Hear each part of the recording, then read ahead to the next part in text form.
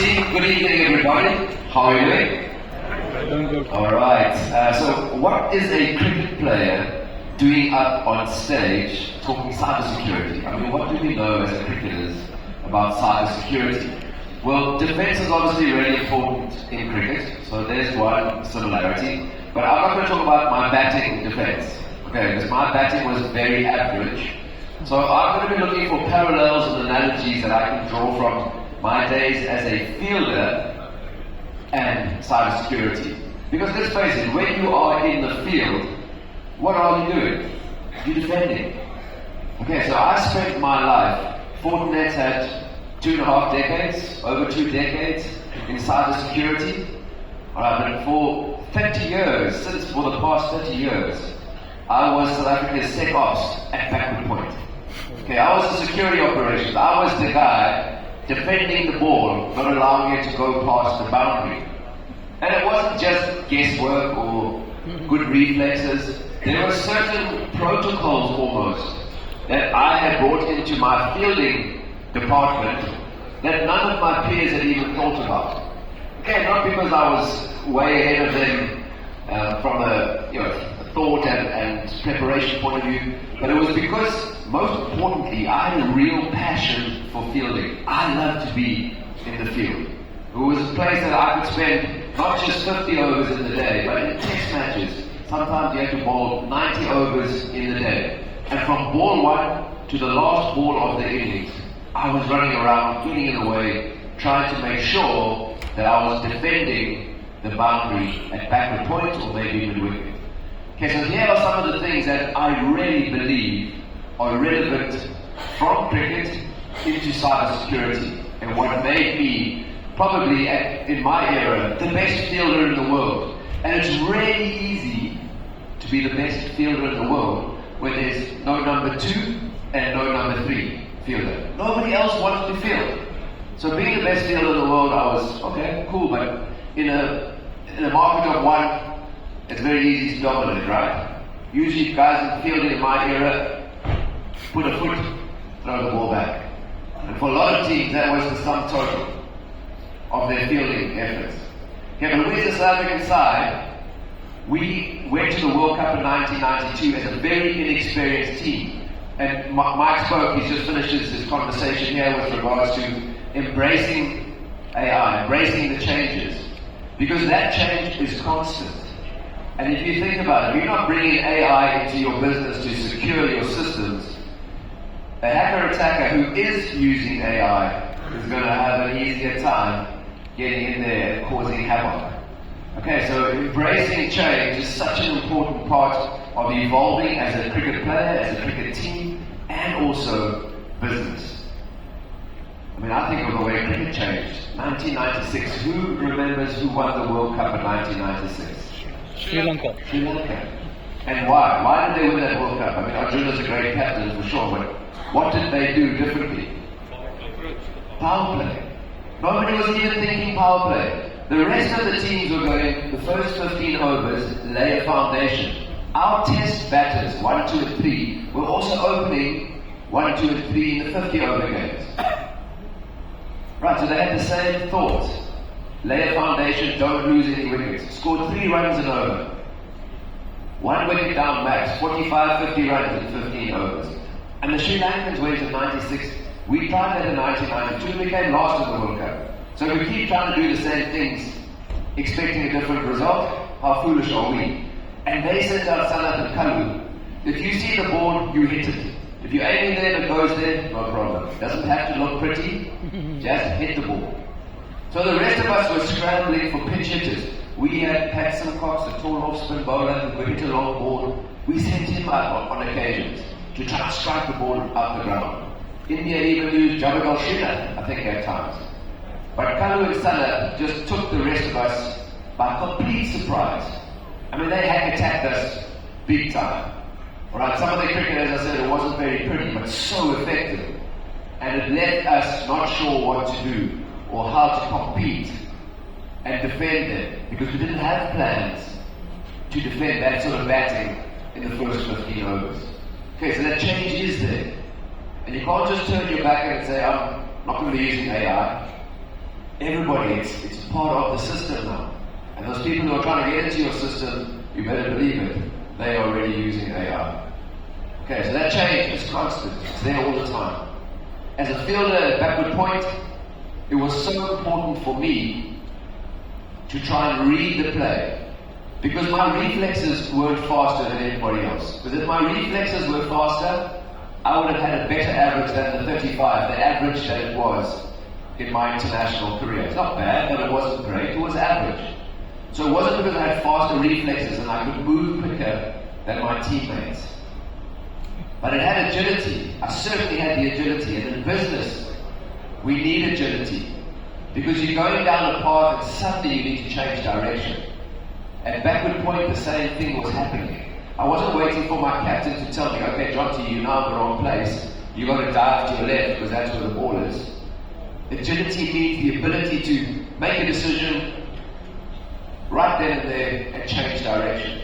So it's as important in business as it is for somebody at Backward Point who's standing here expecting the ball and it's to my right or to my left. I needed that agility to prevent the ball from going past. Okay, so agility in business, essential. But I think another key component for me was not just reacting to what I saw. So the ball comes off the bat and I'm diving. I was being proactive in trying to defend the boundary. And in proactive, you have to be ready before the ball is hit. Okay, so you don't have time to, especially these days with the bats the players have got, they hit the ball so hard. As a fielder at Backward Point, you don't have time to see the ball and then dive for it. Alright, you have to be proactive. You've got to be expecting every single ball to come to you. And just like cyber threats are constant, that was the same thing with regard to my defense in the cricket field. It was every ball. I didn't dive and save one and hurt my elbow and think, okay, that's my job done for the day. You guys are on your own. The next ball I was expecting to pull out a good save, to make a stop, to take a catch or effect a run out. It is constant. Okay, it was there every single ball of the day. Like I said, 50 overs or 90 overs. I wanted every ball to come to me. So by being proactive, I had to understand my bowling partner's plan. And again, a key element that what Fortinet does so well, they build partnerships, just like in cricket. And it's important to build partnerships because you need to understand what your partner's goals are. So if Alan Donald is bowling and I'm fielding at Backward Point, if he's trying to swing the bat up, bowl the ball fuller to get it to swing, to induce the outside edge from the drive, he's bowling it fuller, so I'm going to be in a slightly different position. If he's angry, he's bowling it short and back of the length, and that means I have to be more towards gully than more towards the cover. So I need to understand his game plan to put myself in the right place, and that's what Fortinet does so well. They don't just sell a product or a service. Okay, it's understanding. It's about allowing businesses to be more productive using the products that they have by understanding the game plan. Okay, Pat Simcox was a tall spin bowler. He had a very specific game plan. Ball number 1 to 4, he would bowl a certain length at a certain line, and I could then shift to my right. But ball number 5 and 6, he bowled it slightly fuller to get hit just down the ground. I could move slightly to my left because I knew what his game plan was. So partnerships in cricket is not just the traditional thinking of watching Dravid and Lakshman bat forever against Australia. Yes, those partnerships are important. But in defense, in defending the boundary, my partnership with the bowlers were also essential. Okay, really, really important. Another area that I found to be such amazing advice when I was a young kid, because when I was 15 and 16, I was already recognized at state junior level as a good fielder. Somebody who was a good fielder. So I didn't just arrive in 1992 and see, okay, there's a gap in the market, nobody else is fielding, because I do have a commerce degree, a marketing degree, and say, okay, so if I start fielding, I will dominate the market. I was already doing that. Okay, I had a real love and a passion for being in the field and pulling off these saves. But my father was a school teacher, a school principal, and he as a school coach was coaching junior boys. And when I was 15 or 16, I started to play state cricket. He said, Jonty, you need to take on some really simple advice. He said, people will tell you, your coaches will tell you that practice makes perfect. Yes, there's no shortcut for hard work. Hard work required for success. But he said, that's only half the story. Because it's perfect practice that makes perfect. He said, if you want to be able to react instinctively, because you don't have time to think about putting yourself in the right place after the ball, he said, if you want to be able to react instinctively, you have to react like that at practice, time after time after time. Because cricket is a game of habit. So I can't do it once a week and expect it to be flicked on like a switch, where the lights are on, the cameras are rolling, and suddenly you're playing an international match.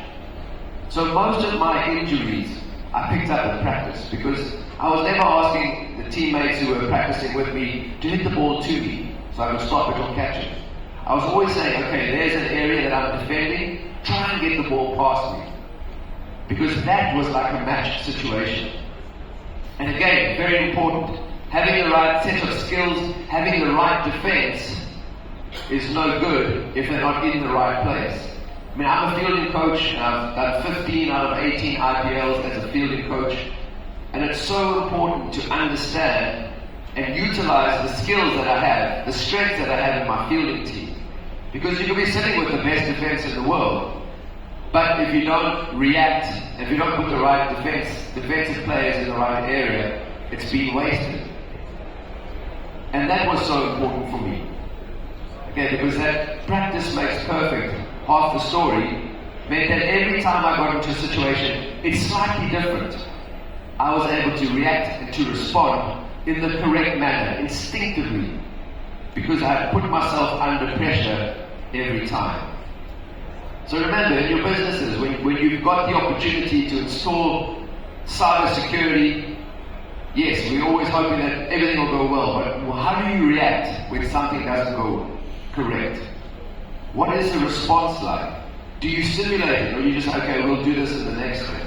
Do we put ourselves under pressure to ensure that when the moment arrives, we know what plan B is? Okay, so perfect practice makes perfect is something that stood me in incredible good stead throughout my junior days and well into my South African cricket. Because it's exactly what I did. Whenever the ball was hit, it wasn't the same, but I had the agility, I was proactive, and I knew the partnerships with my bowler that generally where was I supposed to be in a good position to stop the ball. Alright, so definitely from my perspective, a whole lot of similarities between fielding, the way that I fielded, and cybersecurity. Alright, the most important message for me, I think, is this one behind me, is that, as Mike said earlier, change is happening all the time. People are adapting and utilizing AI. If you want to fortify your tomorrow, you have to start today. Alright, there's a little thought that, please take it with you. To fortify your tomorrow, you have to start today. But it's exciting times ahead. And thank you for your time this evening. I'm not going just yet. It was amazing. My family and I, we live in Goa for 5 months of the year. We actually now are back in Cape Town because we smarter. I am smarter than I look. Weather now in Goa is difficult as a family. So Cape Town in the winter, Goa in the winter, but always amazing to come back and spend time in India. So thank you very much for this opportunity.